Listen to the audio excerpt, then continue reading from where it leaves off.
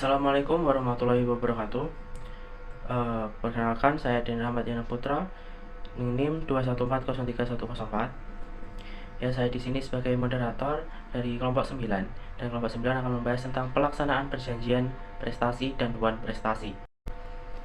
Di sini saya tidak sendiri, saya ditemani oleh anggota kelompok dari kelompok 9, yaitu ada saya dan Marda Novitasari dan juga Ulfi Melinda Putri. Untuk penjelasannya akan dijelaskan oleh teman-teman saya terlebih dahulu.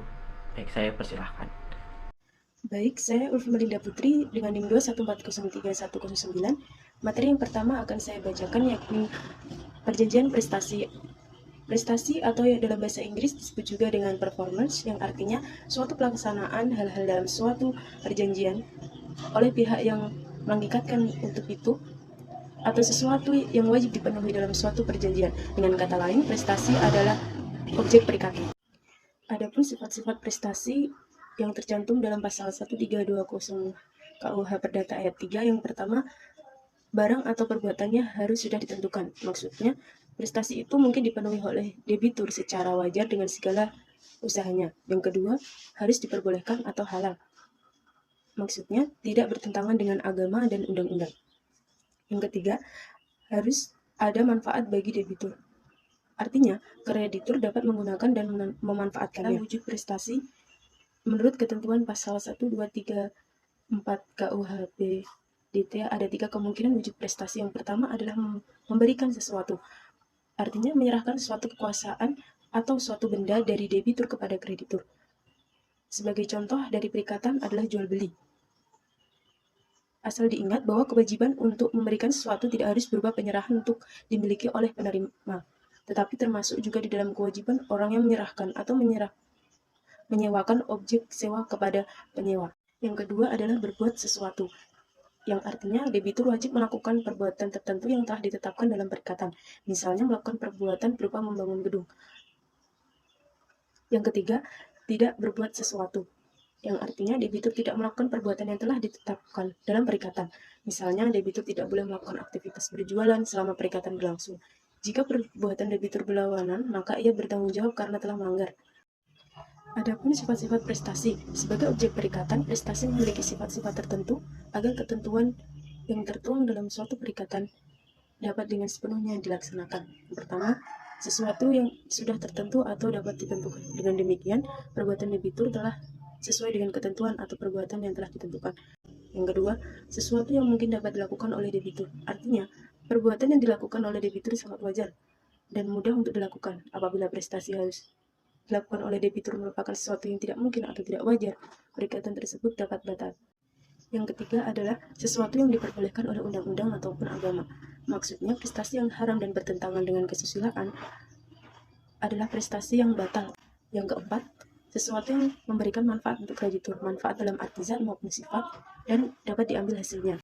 Manfaat lainnya, sesuatu yang dapat dinilai dengan uang. Apabila prestasi itu sifat memudaratkan, perikatannya dapat dibatalkan. Yang kelima, terdiri atas satu atau lebih bentuk perbuatan. Jika prestasi itu berupa satu kali perbuatan maksudnya, yang dilakukan lebih dari satu kali dapat mengakibatkan pembatalan. Yang keenam, tidak diisyaratkan bahwa prestasi harus mungkin dipenuhi. Logis bahwa prestasi tersebut harus dipenuhi. Jika prestasi tersebut tidak dipenuhi, otomatis perikatan tersebut akan batal. Yang ketujuh adalah prestasi yang halal. Untuk sahnya perjanjian diisyaratkan bahwa tidak boleh bertentangan dengan undang-undang, kesusilaan, atau keagamaan. Selanjutnya yaitu poin kedua tentang wan prestasi. Wan prestasi merupakan suatu perjanjian yang tidak tepat waktunya atau dilakukan tidak menurut selayaknya, bahkan tidak dilaksanakan sama sekali. Secara umum, wan prestasi adalah suatu keadaan di mana seseorang berhutang tidak memenuhi atau melaksanakan kewajibannya sebagaimana telah ditetapkan dalam suatu perjanjian. Sedangkan wan prestasi ini terjadi karena salah satu pihak tidak memenuhi apa yang telah menjadi kewajibannya yang telah ditetapkan dalam perikatan, baik perikatan yang timbul karena perjanjian maupun undang-undang. Wan prestasi dapat terjadi baik karena disengaja maupun tidak disengaja. Pihak yang tidak sengaja wan prestasi ini dapat terjadi karena memang tidak mampu untuk memenuhi presentasi tersebut atau juga terpaksa untuk tidak melakukan prestasi tersebut. Dalam pelaksanaan perjanjian, apabila terjadi suatu keadaan di mana pihak yang berkewajiban tidak melaksanakan kewajiban yang bukan dikarenakan keadaan memaksa, maka kewajiban tersebut dimintai untuk ganti rugi. Prestasi ini bisa terjadi karena kesalahan pihak peminjam, baik karena sengaja maupun kelalaian atau karena keadaan memaksa, yaitu di luar kemampuan si peminjam. Dengan demikian, seseorang dinyatakan lalai atau prestasi itu dapat berupa hal-hal sebagai berikut. A. Yaitu sama sekali tidak memenuhi prestasi. Pada kondisi ini, seseorang peminjam sama sekali tidak melaksanakannya atau memenuhi prestasinya, sehingga menimbulkan kerugian bagi direktur atau orang lain. Dalam ketidakmampuannya memenuhi prestasinya ini, si peminjam harus membuktikan bahwa dia tidak memenuhi prestasinya itu disebabkan oleh apa, apakah oleh keadaan memaksa, karena pihak direktur juga prestasi, ataukah karena telah terjadi pelepasan hak. Yang B, prestasi yang dilakukan tidak sempurna. Pada kondisi ini, seseorang peminjam melaksanakan atau memenuhi prestasinya tetapi tidak sempurna. Sama halnya dengan di atas, dalam ketidaksempurnaannya memenuhi prestasinya, si peminjam harus membuktikan bahwa dia tidak memenuhi prestasinya itu disebabkan oleh apa, apakah oleh keadaan memaksa karena pihak direktur juga prestasi. C. Keterlambatan memenuhi prestasi. Pada kondisi ini, seseorang peminjam melaksanakan atau memenuhi prestasinya tapi terlambat. Lagi-lagi dia harus menjelaskan dan membuktikan bahwa keterlambatannya memenuhi prestasinya ini disebabkan oleh faktor apa, apakah oleh keadaan memaksa ataukah karena pihak direktur juga prestasi. D. Melakukan apa yang dalam perjanjiannya dilarang untuk dilakukan. Pada kondisi ini, seseorang peminjam melaksanakan atau melakukan apa yang dilarang dalam perjanjian untuk dilakukan. Saya di sini akan menjelaskan tentang akibat terjadinya prestasi. Yang pertama ada perikatan tetap ada. Yang kedua, debitur harus membayar ganti rugi kepada kreditur dalam pasal 1243 KUH Perdata. Yang ketiga, beban resiko beralih untuk kerugian debitur. Jika halangan itu timbul setelah debitur prestasi, kecuali bila ada kesengajaan atau kesalahan besar dari pihak kreditur. Terakhir, jika perikatan lahir dari perjanjian timbal balik, kreditur dapat membebaskan diri dari kewajibannya memberikan kontra. Yang selanjutnya ada akibat yang ditanggung pihak prestasi. Yang pertama, ada penggantian biaya, rugi, dan bunga karena tidak dipenuhinya suatu perjanjian. Yang kedua, pembatalan perjanjian atau pemecahan perjanjian. Yang ketiga adalah peralihan risiko. Peralihan risiko adalah kewajiban untuk memikul kerugian jika terjadi suatu peristiwa di luar kesalahan.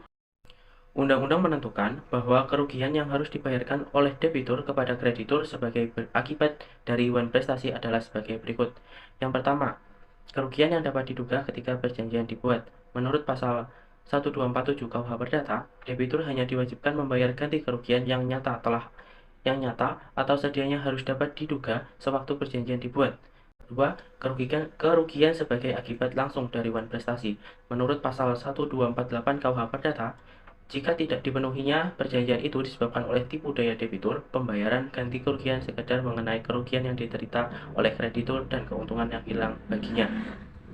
Yang ketiga, berdasarkan prinsip accept non-edible contractus ini, maka pihak yang dirugikan akibat adanya suatu prestasi dapat yang merupakan akibat langsung dari tidak dipenuhinya perjanjian. Baik, terima kasih atas perhatiannya. Kami dari kelompok 9 pamit undur diri. Wassalamualaikum warahmatullahi wabarakatuh.